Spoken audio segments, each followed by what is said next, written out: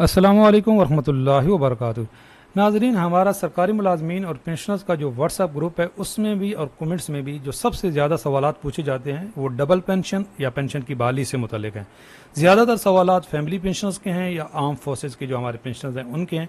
आज की ये वीडियो देखने के बाद आपके तमाम सवालात के जवाबात मिल जाएंगे। आप अपनी पेंशन की न सिर्फ बहाली की डेट मालूम कर सकोगे बल्कि पेंशन बहाल होने के बाद कितनी हो जाएगी, और ये काम एक बच्चा भी कर सकता है, किसी की मिन्नतें करने की ज़रूरत नहीं होगी। हाँ, ये पूरी वीडियो देखने के बाद भी अगर आपके कोई सवालात हैं कमेंट्स में पूछ सकते हो, और अगर आप हमारा ये व्हाट्सअप ग्रुप ज्वाइन करना चाहते हैं तो इसकी अभी फ़ीस 2 दिन के लिए 100 रुपये है, उसके बाद 200 हो जाएगी माहाना।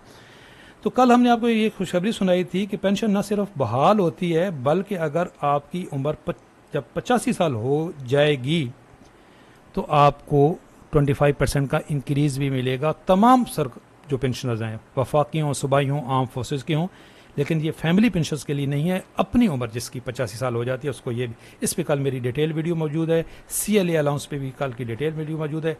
आज हम बात करेंगे जो हमारा when will be commuted portion of the pension restore. Pension restore कब होती है और ये पेंशन की जो कंसेप्ट है रिस्टोरेशन का, ये कहाँ से आया, कब से आया, और ये डबल पेंशन क्यों कहा जाता है, आपके इन तमाम सवालात के जवाबात। सबसे पहला सवाल तो ये है जी कि डबल पेंशन कब होती है, क्या इसके लिए 72 साल उम्र ज़रूरी है। सबसे बड़ी गलतफहमी ये है, लोगों की डेट गुजर जाती है और वो 72 साल का इंतज़ार करते रहते हैं। भाई, अगर सबके लिए 72 साल ज़रूरी है तो ये टेबल बनाने की क्या ज़रूरत थी। फिर तो जो डेट ऑफ रिटायरमेंट है उसमें 12 ऐड कर देते, या हर बंदे को पता होता 72 साल बाद पेंशन बहाल हो जानी है, तो फिर ये टेबल की क्या ज़रूरत थी। इसका ताल्लुक आपकी डेट ऑफ रिटायरमेंट और उस वक्त आपकी उम्र कितनी थी उसके साथ है। ये देखें, एक्सप्लेनेशन ये है कि अगर आप 60 साल की उम्र में रिटायर होते हैं 2001 के बाद, तो फिर आपकी 72 साल बाद पेंशन रिस्टोर होगी, और अगर आप 60 साल की उम्र में 2001 से पहले रिटायर हुए थे तो आपकी 75 साल की उम्र में पेंशन डबल होती है। क्लियर। और अगर आप इससे पहले रिटायर हुए हैं तो फिर आपको एज रेट देखना पड़ता है। कैसे, अभी हम आपको बताते हैं। एक कंसेप्ट आया था जी 1985 में, और डबल पेंशन इसलिए कहा जाता है कि उस वक्त कम्यूट होती थी पेंशन 50%, और जब वो रिस्टोर होती थी तो डबल हो जाती थी। लेकिन उसके बाद ये कम्यूट 40% होना शुरू हो गया, और वो जब डबल होती थी तो वो 80% होता था, और आज ये कम्यूट होता है 35%। अब जब पेंशन डबल होती है तो वो डबल नहीं होती, ये भी जो लोगों को गलतफहमी है कि डबल हो जाती है, वो 70% हो जाती है। ये हम आपको इसकी मुकम्मल डिटेल बताते हैं। और जो नई ये पेंशन रिफॉर्म्स आ रही हैं उसमें तो भाई ये पेंशन अब 25% कम्यूट होगी, तो जब डबल होगी तो ये 50% रह जाएगी, तो ये कम होती गई है। ये डबल पेंशन का कंसेप्ट जो था ये था जब पेंशन 50% कम्यूट होती थी, उसके बाद 40%, और आजकल हो रही है ये 35%। जो फैमिली पेंशन है, ये जो सवाल था कि फैमिली पेंशन रिस्टोर होती है कि नहीं, यहाँ पे भी ये देख लें, क्लियर लिखा हुआ है कि फैमिली पेंशन रिस्टोर होती है तो, और दौरान सर्विस अगर डेथ हो जाए, ये सवाल है।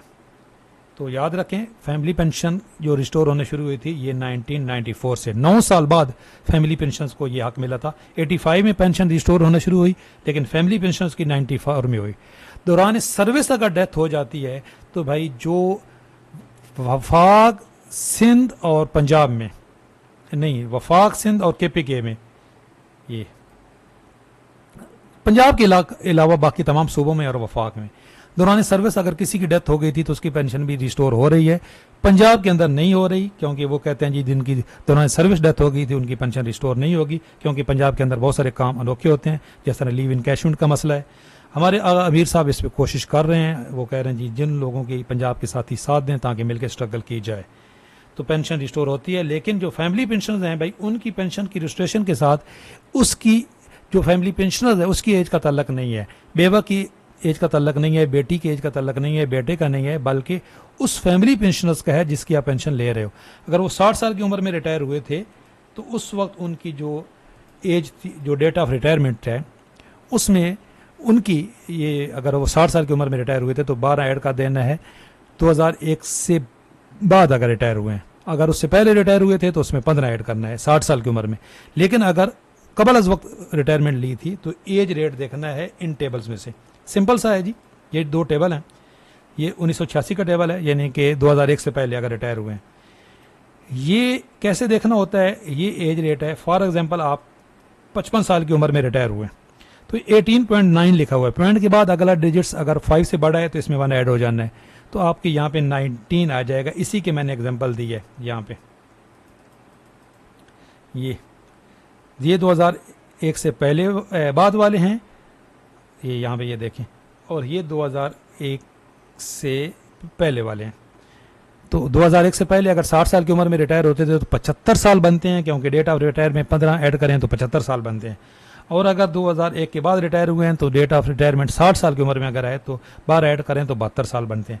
लेकिन ये 72 और 75 का तल्लक है भाई आपकी, अगर आप 60 साल पूरे करके रिटायर हुए, अगर उससे पहले रिटायर हुए हो तो 72 साल या 75 साल का कंसेप्ट नहीं है। फिर आपने ये जो टेबल है यहाँ से एज रेट देखना है। अच्छा, अब पेंशन कितनी हो जाएगी भाई, मैं कोशिश करता हूँ मुख्तसर रहने की, लेकिन कुछ लोगों का, साथियों का टाइम कीमती होता है तो भाई वो आप स्किप करके जा सकते हैं।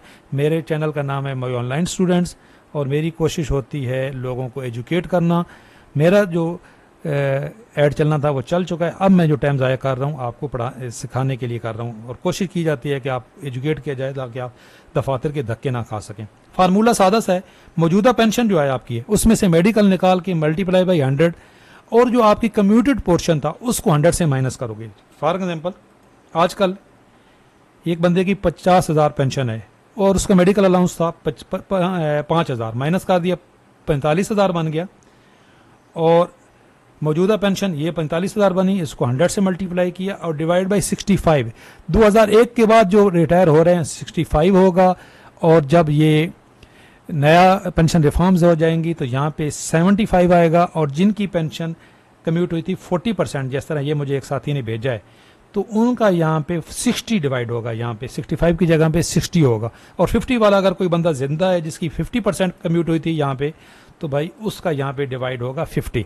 सादा सा फार्मूला है, आप अपनी पेंशन कम्यूट होने के बाद कितनी हो जाएगी अभी निकाल सकते हो।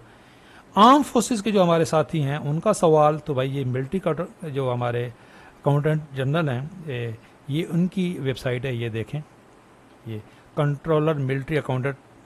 तो यहाँ पे ये फार्मूला वही लिखा हुआ है जो आम वफाकी सरकारी मुलाजमीन का है, एक ही फार्मूला है, ये देखें यहाँ पे कम्यूटेड पोर्शन का सिंपल यही फार्मूला है, और यही हमने आपको डिटेल से बता दिया। इसी तरीके से आपने अपनी पेंशन निकालनी है और डेट ऑफ रिटायरमेंट आपने निकालनी है, इन दोनों जो आपके ये पॉइंट्स, ये टेबल हैं वहाँ से देखने के बाद, ये देखने के बाद। तो एक और क्लैरिफिकेशन ज़रूरी है कि 2015 में ये एक लेटर आया था 2015 में। ये क्लैरिफिकेशन है कि मुशर्रफ साहब ने 4 सितंबर 2001 को ये रिस्टोर करने का जो रूल था ये ख़त्म कर दिया था, रिस्टोरेशन ऑफ पेंशन ख़त्म हो गई थी। लेकिन 10 महीने बाद 2 जुलाई 2002 को ये दोबारा कंटिन्यू हो गया था। तो अगर किसी की इस दौरान जो है वो रिटायरमेंट है, ये 4 सितंबर से लेके 2 जुलाई 2002 तक, तो भाई उसकी पेंशन भी रिस्टोर हो सकती है। अगर इस दौरान किसी की डेथ हुई है उनकी पेंशन भी रिस्टोर हो सकती है। ये लेटर है, और इससे मुतल्लिक तमाम सूबाई हुकूमतों के भी लेटर हैं जो मैं आपके साथ यहाँ पे शेयर कर देता हूँ। तो कोशिश की जाती है तमाम जो आपके सवालात के जवाब दीजिए।